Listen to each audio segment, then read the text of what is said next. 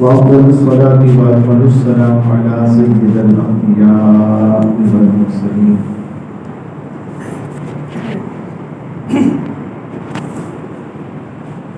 وعلى آله الطيبين الطاهرين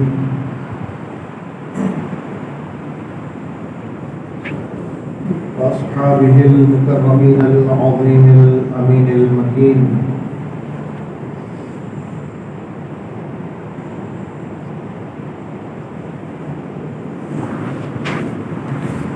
وعلى سيدنا ومولانا محمد النبي الأمين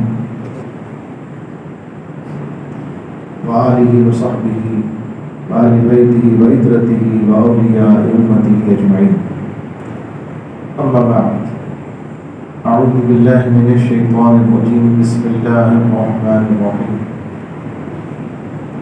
يا أيها الذين آمنوا كونوا أنصار الله كما قال عيسى ابن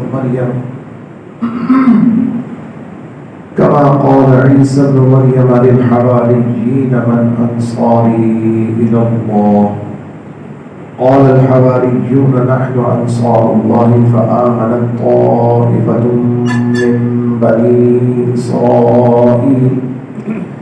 من بني إسرائيل وكفرت طائفة فأيدنا الذين آمنوا على عدوهم فأصبحوا ظاهرين. صدق الله مولانا العظيم وصدق رسوله النبي الكريم ونحن على ذلك لمن الشاهدين والشاكرين والحمد لله رب العالمين. هو الحبيب الذي ترجى شفاعته لكل هول من الأهوال مقتحم. يا رب بالمصطفى بلغ مقاصدنا واغفر لنا ما مضى يا واسع الكرم. يا رب صل وسلم دائما أبدا على حبيبك خير الخلق كلهم. لي خمسة أطفي بها حرب البلاء الحاطمة المصطفى والمرتضى وبناهما والفاطمة غوث أعظم بمن بيسر ساما مددي قبل أيدي مددي كعبي إيما مددي انتظار کرم تستملی عینی رو اے خدا جو و خدا دین و خدا دا مدد. آمین.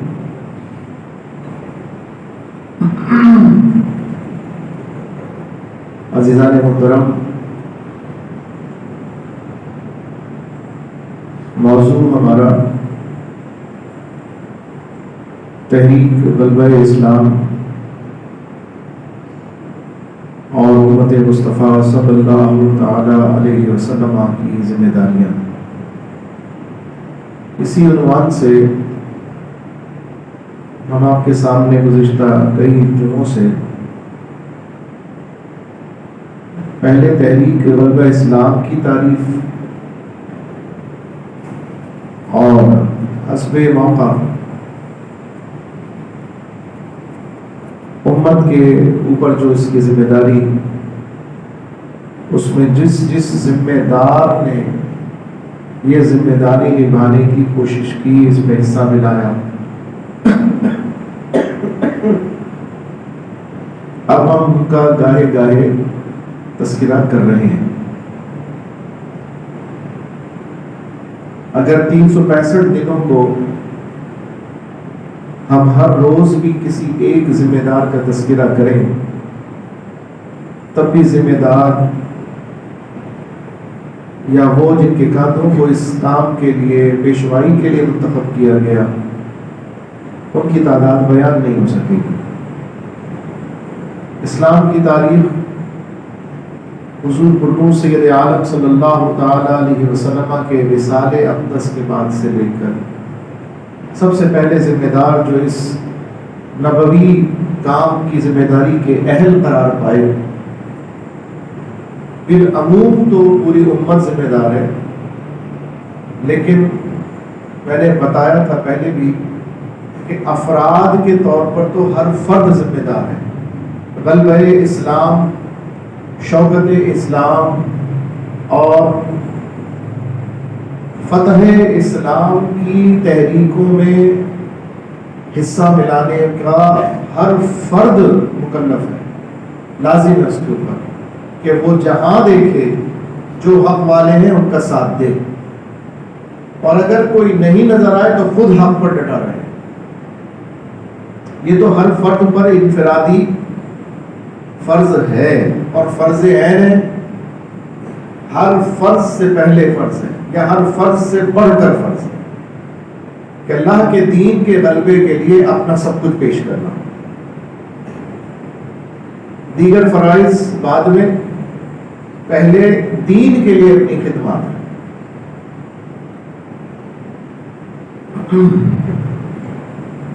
انفرادی طور پر عورت پر بھی مرد پر بھی یہ فرض ہے، لیکن انفرادی طور پر فرض ہونا اس کی افادیت فرد تک ہی محدود ہوتی ہے۔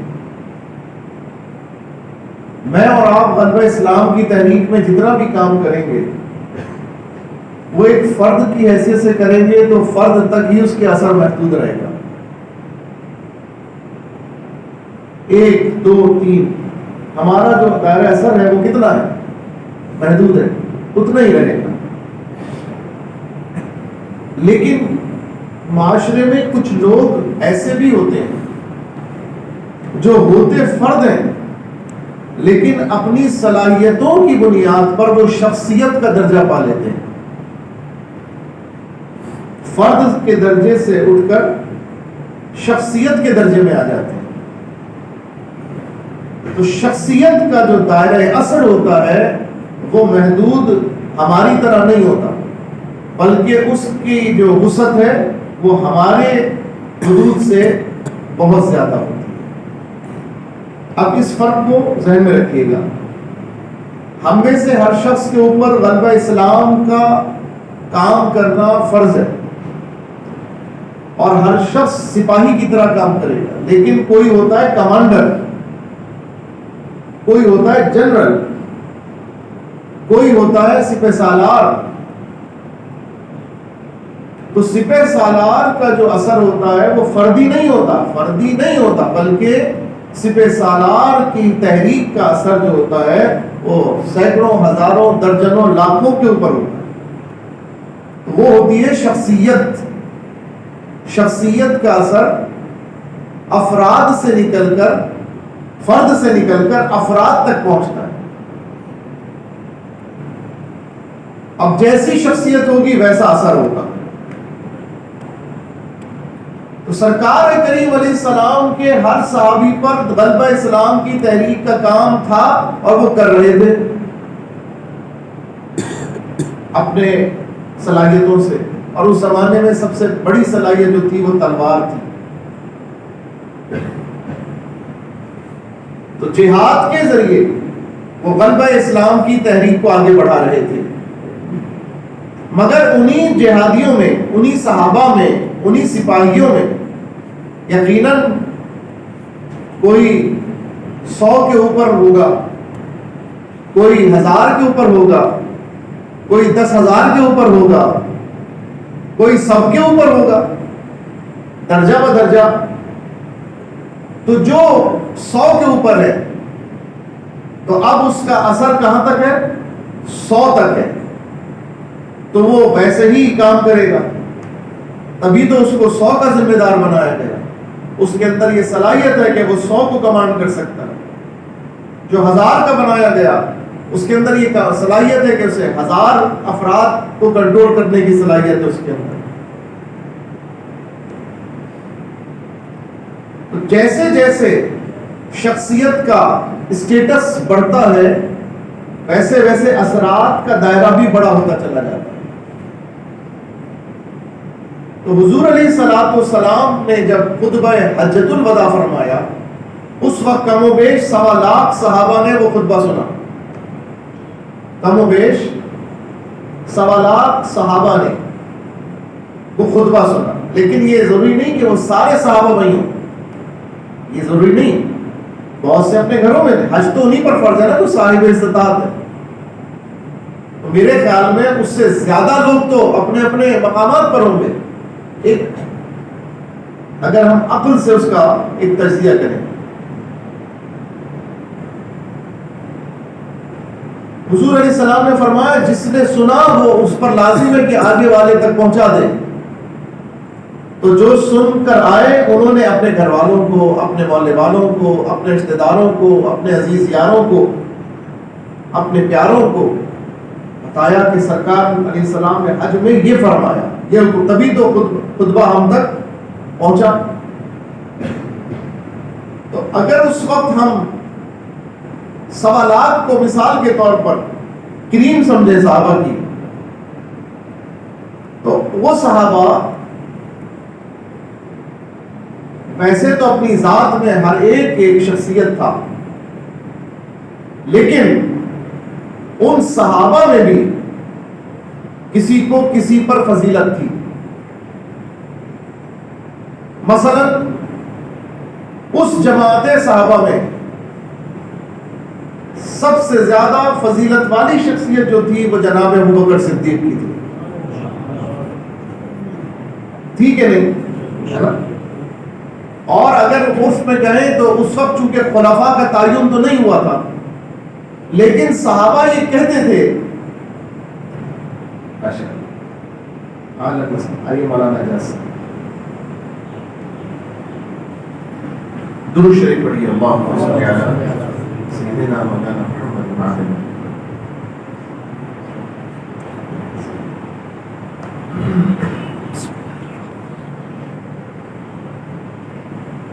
اس وقت صحابہ کرام میں عزت و مراتب کے اعتبار سے وہ 10 صحابہ جنہیں حضور علیہ السلام نے جنت کی بشارت ایک ہی مجلس کے اندر عطا فرمائی، تو سب یہ کہتے تھے کہ یہ سب سے فضیلت والے صحابہ.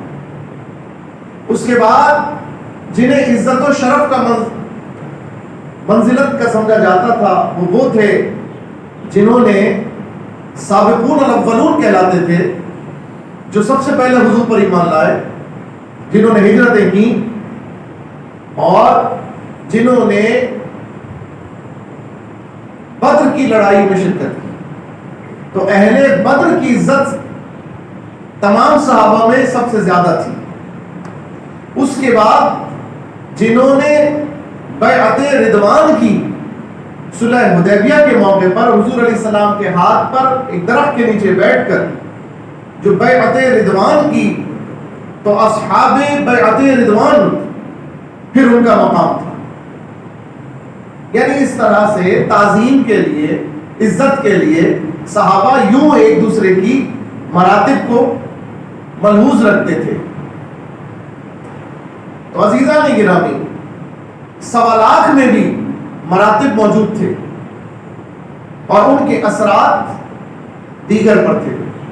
اب جب سرکار علیہ الصلوۃ والسلام نے پردہ فرمایا تو آپ کی رحلت کے بعد تمام صحابہ اس بات پر متفق ہو گئے کہ ہم میں جو سب سے زیادہ فضیلت والا ہے، اس وقت سب سے اہم کام یہ حضور علیہ السلام کی تدفین سے بھی پہلے، ابھی تدفین نہیں ہوئی، حضور علیہ السلام کی تدفین سے بھی پہلے جو سب سے اہم کام سمجھا گیا وہ امت کا رہنما، اس کا انتخاب کیا گیا کہ اس وقت کون گائیڈ ہوگا، کون ہمارا امیر ہوگا، کون رہنما ہوگا، تاکہ سینٹرلائز کر دیا جائے احکامات کو، اختیارات کو، اقتدار کو سینٹرلائز کر کے ایک رہنما کا تعین کیا جائے.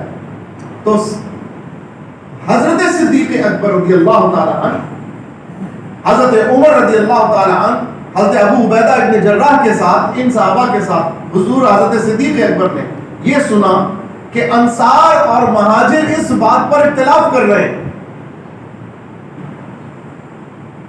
ایک مقام ہے بنی سعدہ، وہاں پر وہ لوگ آپس میں اس بات پر اختلاف کر رہے ہیں کہ ہم مستحق ہیں رہنما منتخب کرنے کے، اور وہ کہہ رہے ہیں کہ وہ مستحق ہیں، ان میں سے رہنما ہونا چاہیے.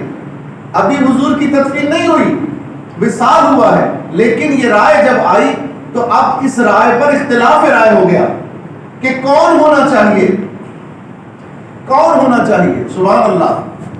جب یہ بات آئی، بات کو سمجھیے گا، جب یہ بات آئی تو صدیق اکبر رضی اللہ تعالی عنہ چونکہ بزرگ صحابی تھے، سب ان کا احترام کرتے تھے، حضرت عمر کا احترام کرتے تھے، حضرت ابو عبیدہ ابن جراح رضی اللہ تعالی عنہ کا احترام کرتے تھے، اس لیے وہ سب دوڑ کر گئے تاکہ اس موقع پر کہیں شیطان کا حملہ نہ ہو جائے اور صحابہ میں آپس میں اختلاف بڑھ کر نزع کی کیفیت میں نہ آ جائے۔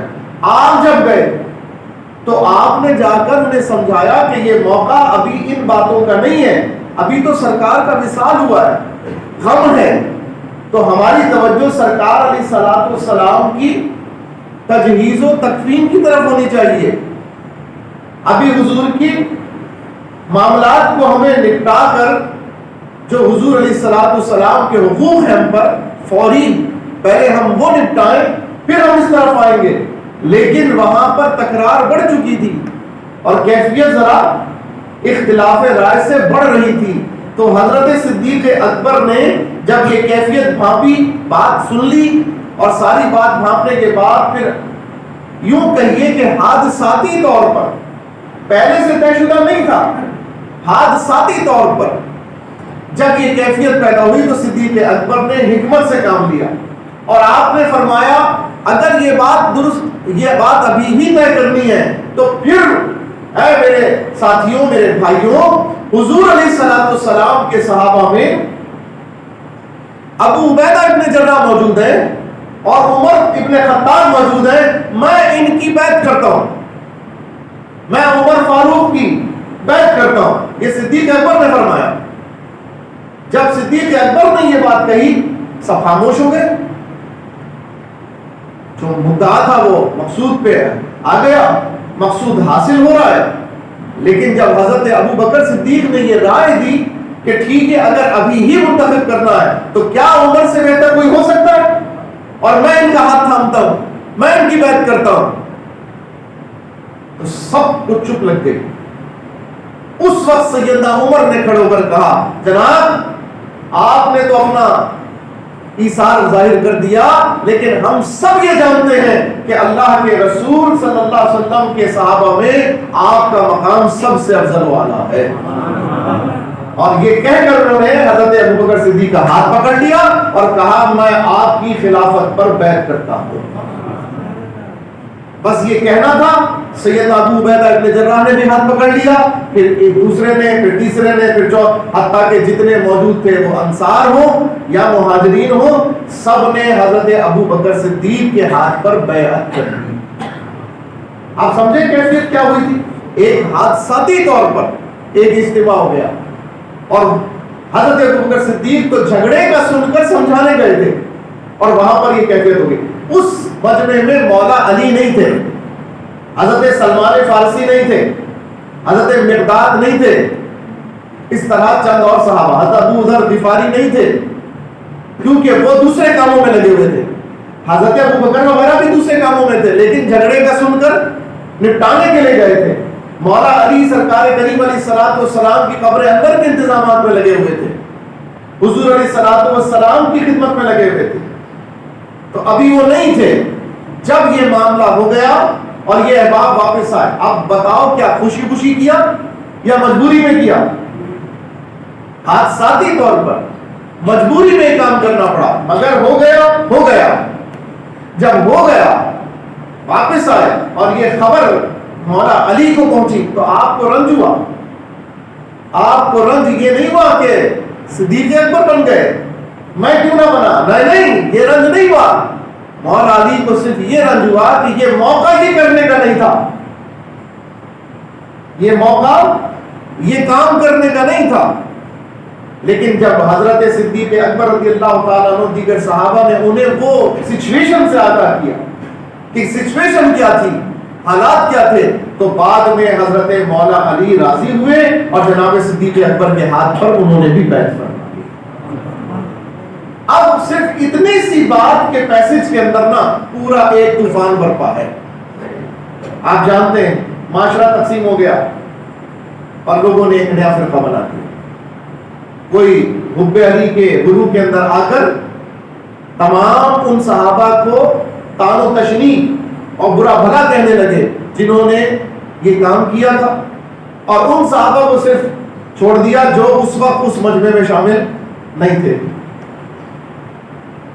अहमक कहीं के कोई बात ये साबित तो करके दिखाए कि मौला अली ने बाद में बैत की थी कि नहीं की थी? की थी ना?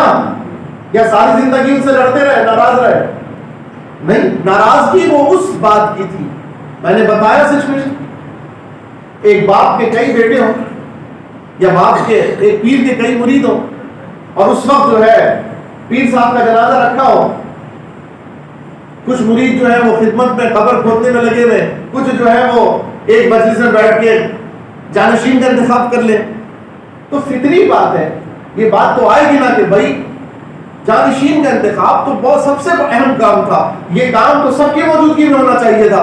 तो वो बोलेंगे भाई ये कोई प्लांटेड काम नहीं हुआ है, एक मसला पैदा हुआ, हम आ गए, एक सडनली एक ऐसी कैफियत पैदा हुई कि हमें ये डिसीजन लेना पड़ा।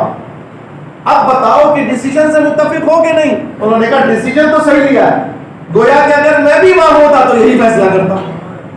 फैसला तो यही होना था, लेकिन जरा ठहर कर होना था, जरा सिचुएशन दूसरी होनी चाहिए थी, बस इतना इख्तिलाफ राय हुआ साहबा में। लेकिन उसको लेकर एक नया मजहब घड़ लिया गया, एक बन गए शियाने अली, एक हजरत अली के वफादार कहलाने लगे, हीरो कहलाने लगे, और दूसरों को जो है उन्होंने माज़अल्लाह साहबियत के ही दर्जे से फारिग कर दिया। अस्तगफिरुल्लाह, ये वो बेवकूफ़ी और अहमकपना है। हालांकि हमने देखा कि हजरत मौला अली हो, कि सलमान फारसी हो, कि हजरत अबू ज़र ग़िफ़ारी हो, कि हजरत मिक़दाद हो, इस फैसले से उनको शकर रंजी जरूर हुई कि ये फैसला इस पीरियड में नहीं होना चाहिए था, इसके बाद होना, बस इतना फर्क, टाइमिंग का फर्क था। लेकिन बाद में उस तकलीफ के बावजूद जो उनको हुई थी, उन्होंने उन सब बातों से अपने आप को निकाल कर जो मुत्तक़िब खुलफा थे उनके दस्तो बाजू कर गए। हजरत अली हर मरहले में हजरत अबू बकर के साथ खड़े हुए नजर, हजरत अबू बकर का विसाल हो गया तो सैयदना उमर के साथ खड़े नजर आए, उनके हाथ पर बैठ की। जब हजरत उमर शहीद हो गए तो हजरत उस्मान के हाथ पर बैठ की, उनके साथ खड़े नजर आए। हत्ता कि जब बागियों ने हजरत उस्मान रज़ी अल्लाह ताला अन्हु के ऊपर हमला करने की कोशिश की और उनका मुहासरा किया उनके महल का, तो आप हैरान होंगे कि हजरत अली ने अपने दोनों शहजादों को महल के दरवाजों पर बतौर मुहाफिज के मुतय्यन किया कि आप दोनों इस बात की आप हिफाजत करेंगे कि आपके सामने कोई शख्स आपको छोड़कर हजरत अमीरुल मोमिनीन को नुकसान पहुंचाने के लिए अंदर न दाखिल हो सके। ऐसा ना हो कि आप रहें और अंदर कोई चला जाए, ऐसा कोई शख्स बदनीयत आपकी मौजूदगी में यहां पर कोई दाखिल नहीं हो सके। हिफाजत के लिए कौन खड़े? इमाम हसन हुसैन रज़ी अल्लाह अन्हुमा। तो अगर खलीफा को खलीफा ना मानते मौला अली, तो क्या उनकी हिफाजत के लिए अपने शहजादों को पेश करते? बतौर गार्ड उनके शहजादे खड़े हुए। ये इस बात की दलील है कि मौला अली ने हजरत अबू बकर की खिलाफत पर भी इत्तेफाक किया, हजरत उमर की खिलाफत पर भी मुत्तफिक हुए, और हजरत उस्मान गनी को भी दिलो जान से खलीफतुल मुस्लिमीन माना, अमीरुल मोमिनीन माना। अब जब ये बात क्लियर हो गई, जब ये बात वाज़ेह हो गई, एक बात में और भी बात आ गई तो कर देता हूं। आप लोग अब YouTube का जमाना है तो बहुत सी चीजें ऐसी भी सुन लेते हैं जो हमारे अकाबरीन ने फरमाया कि ये हर एक के पढ़ने सुनने की जरूरत नहीं है, ये हर एक के जानने की जरूरत नहीं, और अगर जान भी ले तो फिर उसमें कोई कलाम करना जो है ये आम आदमी के लिए दुरुस्त नहीं है, इसलिए कि वो अपनी अकल से कलाम करेगा, और दीन के मामले में अकल के घोड़े दौड़ाना ये दुरुस्त नहीं है। हो सकता है नौजवान बैठे हो YouTube के मारे, फेसबुक की शदाई, आज मैं उनके सामने ये मसला भी वाज़ेह कर दूं। ایک مسئلہ بڑا اٹھایا گیا کہ حضرت بی بی فاطمہ الزہرا رضی اللہ تعالی عنہا سیدہ کونین مخدومہ کونین میرے آقا علیہ الصلوۃ والسلام کے جگر کا ٹکڑا، ہم سب کے لیے عزت کا ایک نام، ہمارے لیے تقدس کا ایک نام، یہ حضور علیہ السلام کی سب سے چہیتی شہزادی، جن کی محبت ایمان کا حصہ، جن کا ادب ہر اہل ایمان پر واجب، جن کا آنچل نہ دیکھا مہو مہر میں، ہائے ہائے، ان کی عزت، ان کی تکریم اہل سنت کے نزدیک، میرے الفاظ کم ہیں، ان کی عزت زیادہ ہے، میرے لفظ چھوٹے ہیں، ان کا تقدس زیادہ ہے۔ یہ وہ ہیں جن کے لیے قیامت میں اللہ تعالیٰ جب حشر برپا ہوگی تو قدرت ان کا اکرام کرے گی، اور جب وہ تشریف لائیں گی تو لوگوں سے کہا جائے گا اے لوگوں اپنی نگاہیں نیچی کرو کہ شہزادی کونین تشریف لا رہی ہے۔ دنیا میں کسی دربار کے منادی اعلان کرتے ہیں لوگوں با ادب ہو جاؤ کہ فلاں آ رہا ہے، سبحان اللہ، وہ شہزادی کونین کتنی عظمتوں والی ہیں کہ جن کے دربار کے منادی ملائکہ ہوں گے، فرشتے ہوں گے، سبحان اللہ۔ وہ شہزادی حضرت صدیق اکبر رضی اللہ تعالیٰ عنہ کے پاس تشریف لائیں، اب گمراہ کرنے کے لیے کیا گھڑا گیا سن لو، اور آ کر انہوں نے اپنے والد گرامی صلی اللہ تعالی علیہ وسلم کی وراثت میں سے حصہ، جسے باغ فدق کہا جاتا ہے، بعض لوگ فدق بھی کہتے ہیں، وہ باغ طلب کیا کہ میرے والد کا ورثہ مجھے دیا جائے۔ جناب صدیق اکبر رضی اللہ تعالیٰ عنہ نے جواباً انہیں سرکار علیہ السلام کی حدیث مبارکہ سنائی اور فرمایا کہ میں نے آپ ہی کے بابا جان محترم صلی اللہ علیہ وسلم سے سنا ہے کہ ہم انبیاء کا کوئی مال ورثہ کے طور پہ نہیں ہوتا، ہمارا ورثہ تو علم ہے، یعنی حضور کا ترکہ ہے، ہر آدمی کا ترکہ مال ہوتا ہے، اور حضور کا جو ترکہ ہے وہ امت پہ صدقہ ہے، یعنی حضور علیہ السلام کا جو ذاتی جو کچھ بھی مال ہے وہ پوری امت کے لیے، صرف گھر والوں کے لیے نہیں ہے، گھر والوں کو بھی حصہ ملے گا مگر سب کی طرح ملے گا، پوری امت میں۔ جب یہ حدیث سنا دی جناب سیدہ رضی اللہ تعالی عنہا، آپ کو ذرا سی تکلیف سی محسوس ہوئی، اور آپ اس تکلیف کے اثر سے گویا غمگین ہو کر واپس تشریف لے آئے۔ اچھا، یہ ایک فطری بات ہے، جناب سیدہ مخدومہ کونین ہے، لیکن یہ وہی سیدہ ہیں جن کے ہاتھ چکی پیستے پیستے زخمی ہو گئے، یہ وہی سیدہ ہیں کہ جن کے لیے مولا علی نے ان کی تکلیف کو دیکھ کر ایک دفعہ کچھ غلام حضور علیہ السلام کے پاس غنیمت کے طور پر آئے، تو جناب مولا علی نے کہا جائیے آپ بابا جان سے، حضور علیہ السلام سے، اپنے بابا جان سے آپ کوئی کنیز، کوئی خادم مانگ لیں تاکہ گھر کے کاموں میں آپ کے لیے آسانی پیدا ہو۔ تو جب آپ تشریف لے کر گئیں تو واپس خالی ہاتھ آئیں۔ حضرت مولا علی نے کہا کیا ہوا، سرکار تو کسی کو نہ کرتے ہی نہیں، ہم تو بڑے مان سے پڑھتے ہیں نا کہ ایک لفظ نہیں ہے جو تیرے دفتر میں نہیں ہے، ایک لفظ نہیں جو تیرے دفتر میں نہیں ہے۔ اور قرآن نے بھی تو محبوب کی شان بیان کی ہے، وَأَمَّا السَّائِلَ فَلَا تَنْهَرْ، محبوب جب تم سے کوئی سوال کرے تو اس کو منع نہ کرنا۔ تو جناب سیدہ نے سوال کیا اور نہ ملا، مولا علی نے پوچھا تو آپ نے فرمایا میرے والد جان، والد گرامی صلی اللہ علیہ وسلم، حضور ختم مرتبت نے مجھے اس سے زیادہ ایک بہترین تحفہ عطا فرمایا. فرمایا یہ تو دنیاوی خدام ہے، میں تمہیں اس سے بہتر ایک چیز عطا کرتا ہوں جو تمہارے بڑے فائدے کے لیے ہے، اور وہ ہے تسبیح مبارک. کون سی تسبیح؟ سبحان اللہ، الحمدللہ، اللہ اکبر. فرمایا ہر نماز کے بعد 33 مرتبہ سبحان اللہ، 33 مرتبہ الحمدللہ، اور ایک روایت میں 33 مرتبہ، ایک روایت میں 34 مرتبہ الفاظ ہے کہ یہ پڑھ لیا کرو. تو یہ اس سے زیادہ تمہارے لیے فائدہ مند چیز ہے. سبحان اللہ. یہ تو وہ گھرانہ ہے جس کیا سرکار علیہ السلام نے اپنی شہزادی جن کے اتنے فضائل بیان کیے ان کے ہاتھوں کو نہیں ملاحظہ کیا ہوگا، ان کی کیفیت کو نہیں دیکھا ہوگا.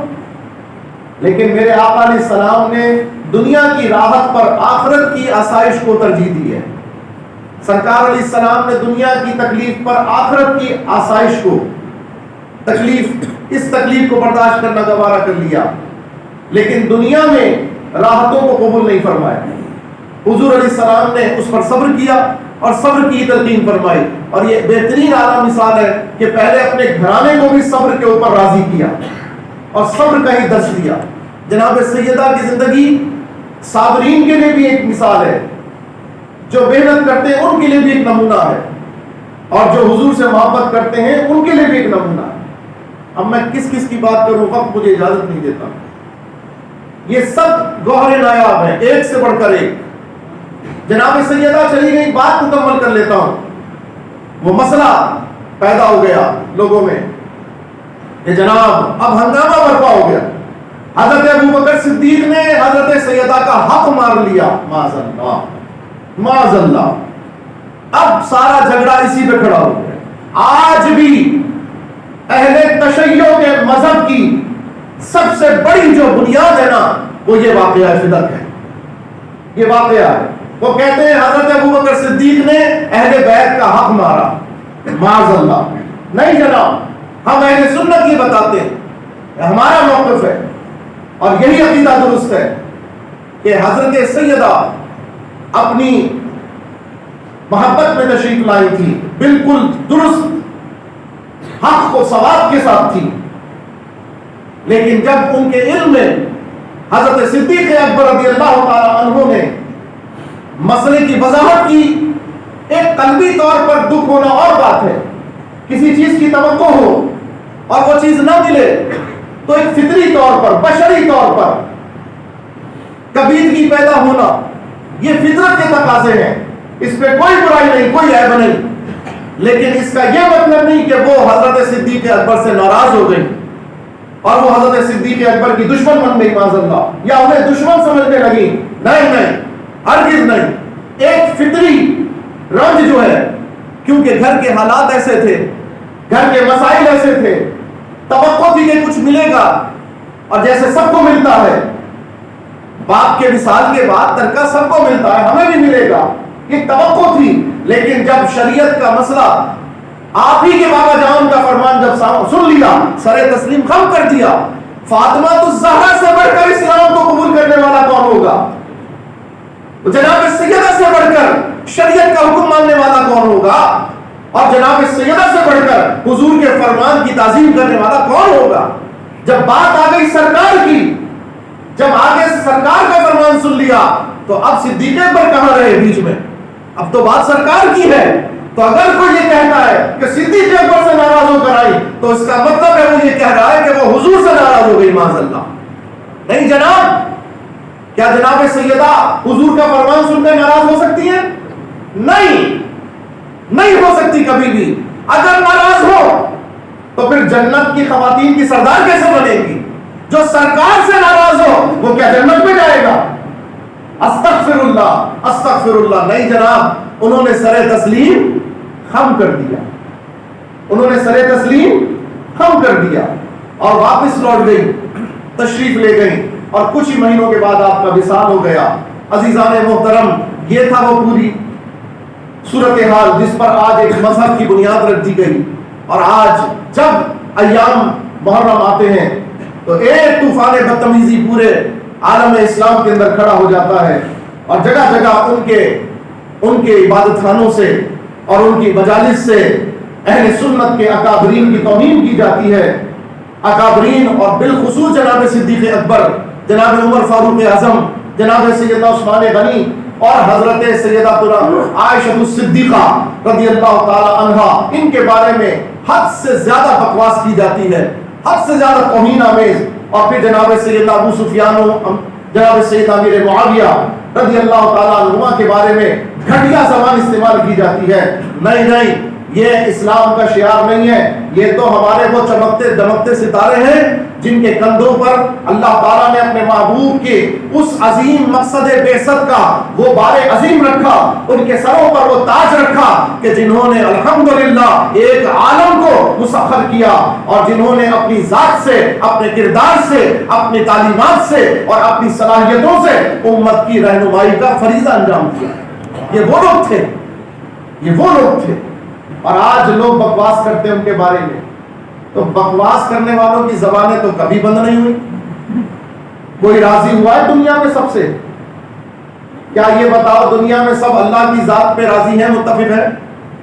نہیں ہے. جب خالق کے اوپر ہی راضی نہیں تو مخلوق پہ کیسے راضی ہو؟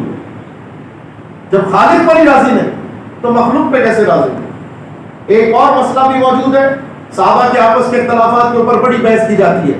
میں نے بتایا بہت سی باتیں ایسی ہیں جو جس میں دخل دینا ہماری حدود نہیں ہے، وہ ہماری حدود سے باہر ہے. اور اگر کوئی دخل بھی دے گا تو پھر وہ سنبھال لے کہ وہ اس کا بچنا مشکل ہوگا. میں ایک بات کر کے اپنی بات ختم کر دیتا ہوں. دیکھو حضرت موسیٰ علیہ السلام جب طور پر گئے تھے، پیچھے اپنے بھائی جو نبی تھے حضرت ہارون علیہ السلام، ان کو امت کی نگہبانی کے لیے چھوڑ کر گئے. جب واپس آئے تو انہوں نے کیا دیکھا کہ قوم گمراہ ہو گئی اور بچڑے کی پوجا کر رہی ہے. بہت بڑا قوم کا ایک طبقہ، کچھ ماننے والے اہل ایمان بھی تھے جو حضرت ہارون کے سمجھانے سے بچ گئے، لیکن بہت بڑا حصہ وہ گمراہ ہو گیا، کفر میں، شرک میں مبتلا ہو گیا. تو حضرت موسیٰ علیہ السلام کو جلال آ گیا اور آپ نے اپنے بھائی کی قرآن کہتا ہے داڑھی پکڑ کے نوچی. ایسے نبی کی داڑھی کو پکڑا ایسے غصے میں، جلال میں. بتاؤ کسی نبی کی داڑھی توہین کی نیت سے پکڑنا یہ کفر ہے یا ایمان؟ کیا ہے؟ کفر ہے یا ایمان؟ کفر ہے نا. کسی نبی کی داڑھی خدا نہ خاصا کسی نبی کو زد و کوب کرنا یہ کفر ہے نا کفر. لیکن حضرت موسیٰ علیہ السلام نے حضرت ہارون علیہ السلام کو زد و کوب کیا، نبی نے نبی کو کیا. ہم سے پوچھا جائے گا ہم کیا کہیں گے؟ نبی جانے، وہ آپس میں نبی ہے. ہم کلام نہیں کر سکتے. اگر ہم کلام کریں گے تو بے احتیاطی میں کہیں ہم کافر نہ ہو جائے، ہم ایمان سے نہ چلے جائیں، ہمارا ایمان نہ چلا جائے. تو جب نبی سے معاملات میں ہمیں کلام کی اجازت نہیں ہے، وہ ہمارا حدود کلام نہیں ہے، وہ دائرہ کلام نہیں ہے، تو اسی طرح حضور کے جو صحابہ ہیں، سرکار علیہ السلام نے فرمایا میرے سب صحابہ ستاروں کی مانند ہیں، تم ان میں سے جن کی بھی پیروی کرو گے ہدایت پا جاؤ گے. تو اب ہدایت یافتہ لوگوں کے درمیان جو معاملات ہوئے، اگر ہم کلام کریں گے تو کہیں ہماری ہی ہدایت گمراہ ہو جائے، کہیں ہم ہی گمراہ نہ ہو جائے. ہمیں ان کے معاملات میں کلام کرنے کی ضرورت نہیں ہے. بڑوں کے معاملات وہ جانیں، بڑوں کے معاملات وہ سمجھیں، وہ اس کے معاملات کے جواب دیں. امت کو کلام کرنے کی ضرورت نہیں ہے. آج 1300-1400 سال کے بعد ہم فیصلہ کریں گے فلاں صحیح تھا فلاں غلط تھا. یہ سب فیصلے ہو چکے اور وہ فیصلہ خود رب نے اپنے محبوب کے ذریعے قرآن بتا دیا، اس میں فرما دیا. اللہ نے سب سے بھلائی کا وعدہ فرما دیا ہے. حضور کا ہر صحابی نبی. بس یہ اصول یاد رکھیں، بس یہ اصول یاد رکھیں. ہر صحابی نبی. جس طرح نبی کے معاملات میں ہمیں کلام کی اجازت نہیں، ہم نہیں بول سکتے، فیصلہ نہیں کر سکتے.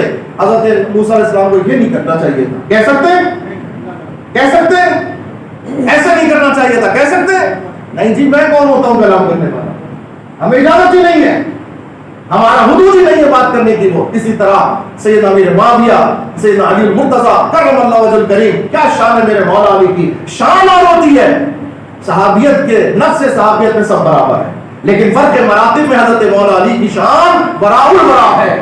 براءُل بنا ہے، عقل و خرد سے بڑھ کر ہے. ان کی شان کیا ہے؟ بس ایک جملے سے سمجھ لو. سرکار علیہ السلام نے فرمایا جس طرح موسیٰ علیہ السلام کے لیے ہارون علیہ السلام تھے، اسی طرح علی تم میرے ساتھ ہو.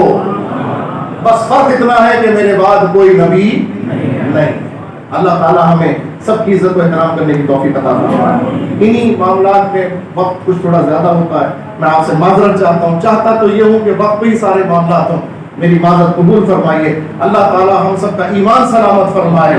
اللہ ہم سب کو ہدایت پر مستقیم فرمائے. تاجدار ختم نبوت زندہ باد زندہ باد زندہ باد. ہم سب نبیًا فاقتلوا لبیک لبیک لبیک یا رسول اللہ لبیک لبیک لبیک یا رسول اللہ لبیک لبیک لبیک یا رسول اللہ صلی اللہ علیہ وسلم. رہے گا یوں ہی ان کا چرچا رہے گا، بڑے خاک ہو جائیں جل جانے والے. باقی دعوانا الحمدللہ.